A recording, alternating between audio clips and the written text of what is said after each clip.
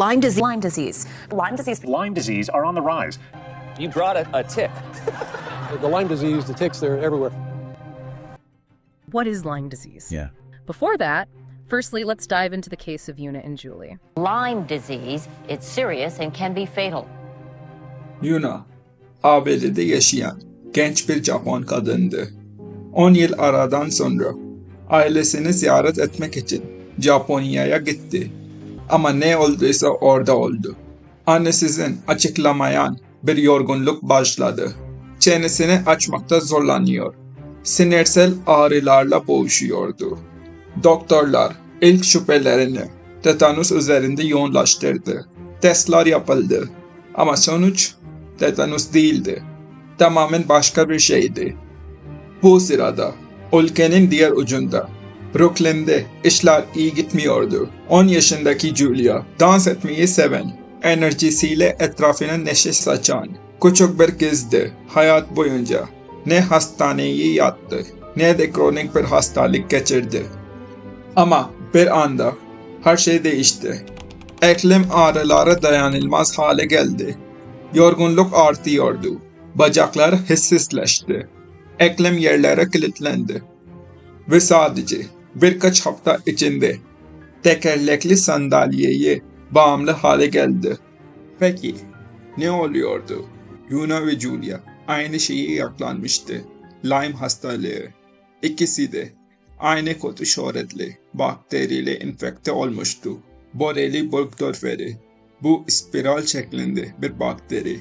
Genellikle geyik genlerinde bulunur ve Amerika genelinde pek çok bölgede yaygındır. İnsanlara genlerin esiriyle bulaşır. Esirik yerinde kırmızı hedef tahtası benzeri bir leke bırakır. Tıpta bunu arıtma migrans denir.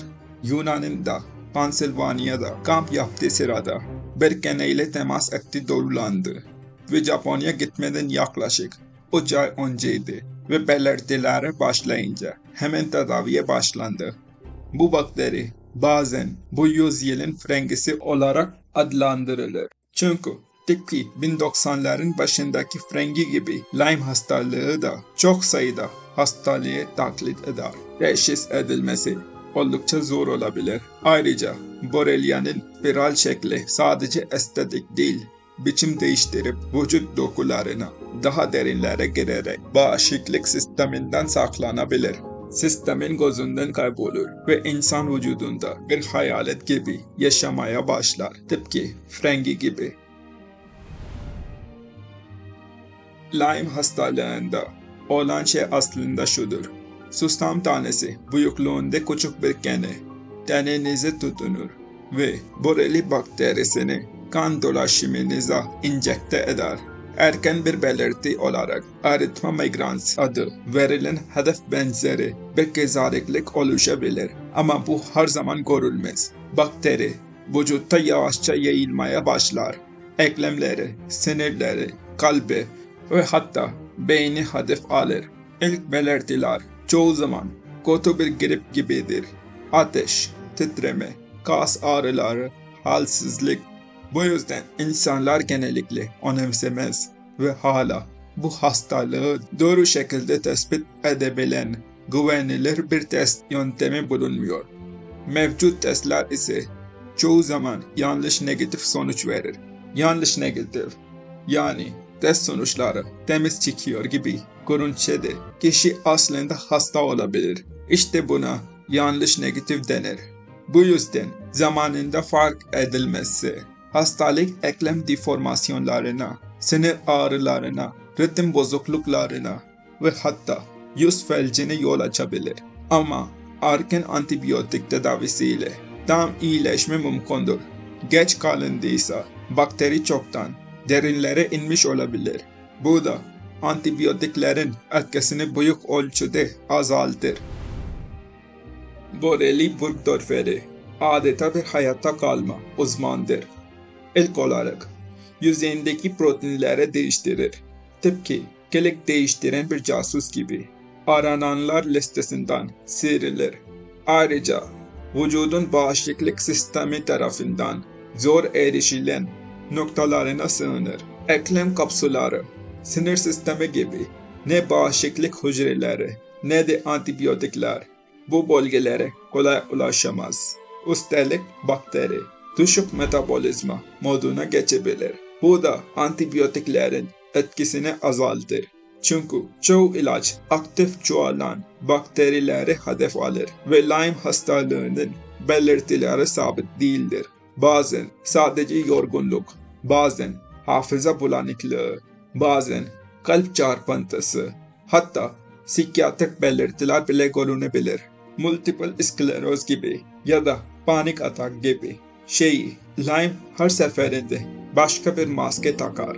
Bu durum doktorlar için büyük bir zorluk yarattır. Yanlış tanılar, geciken teşhisleri sık görülür ve tedavi geciktiğinde borreli çoktan vücuda yerleşmiş olur.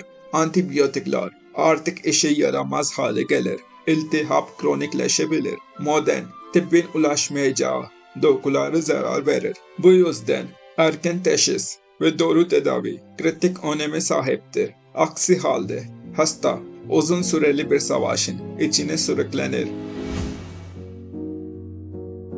Yuna, Japonya'da kaldığı sürede toparlandı. Ama Julia'nın hikayesi işte orası yürek burkuyor. Belirtileri kötüleştiği halde ailesi sadece hastalıkla değil aynı zamanda sistemle de savaşmak zorunda kaldı. Doktorlar bile uzun süreli tedaviye karşı kararsızdı. Ama esas sorun Julia'nın sağlık sigortasıydı. Yapılan ELISA ve Western blot testleri negatif çıkınca sigorta şirketi tedavi masraflarını karşılamaya reddetti. Resmi yönergeler de buna engeldi. Sigorta tedaviyi reddetti. Doktorlar tanı konusunda fikir birliğine varamadı. Ama Julia'nın ruhu savaşmaya sürdürüyordu. Sistemse tam tersine ona karşı savaşıyordu. Amerika tıbbi araştırmaları konusunda dünyanın en önde gelen ülkelerinden biri olabilir. Ama sistem hala delik deşik. Lyme hastalığı sadece bir tıbbi sorun değil, aynı zamanda Amerikan sağlık sistemindeki derin çatlakları da gözler önüne seriyor. Araştırma alanında lider olabilirler ama pek çok hasta hala doğru zamanda doğru tedaviye ulaşamıyor. Uzman bulmak zor ve ücretleri çok yüksek. Sigorta şirketleri uzun süreli tedavilere sıkça önem vermez ve hastalar sağlıklarını korumak için sonsuz bir savaşa mahkum edilir. Araştırma bütçeleri de olması gerekenin çok gerisindedir. Bu da hastalar için geç konulan teşhisler, giderek kötüleşen simptomlar ve derin bir yalnızlık demektir. Gerçek şu ki en büyük tehdit her zaman hastalığın kendisi değil, bazen yardım etmesi gereken sistemin de kendisidir. Ve o sistem çoğu zaman en hasta birileri sessizce gözden çıkarır.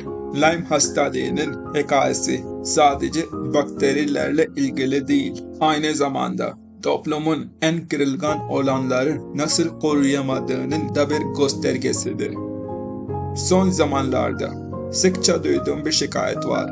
İnsanlar daha zengin ülkelerde yaşamanın daha iyi fırsatlar sunduğunu söylüyor. Bu bir yere kadar doğru. Hayatımızı daha iyi hale getirmek için çabalamalıyız. Bunda bir sorun yok ama bunu yaparken unutmamalıyız ki daha düşük gelirli ülkelerde yaşayan milyonlarca insan bizim sıradan dediğimiz hayatın hayalini kuruyor. Kendimize sürekli başkalarıyla kıyaslamak, elimizdeki güzellikleri görmemizi engeller. Bu şükran duygusunu ve huzuru elimizden alır. Bu yüzden başkalarının değil, kendi yolculuğumuzu takdir etmeyi öğrenmeliyiz. Ve en önemlisi, sevdiklerimizle geçirdiğimiz zamanın kıymetini bilmeliyiz. Çünkü sonunda hayatımızı anlamlı kılan şey tam da budur.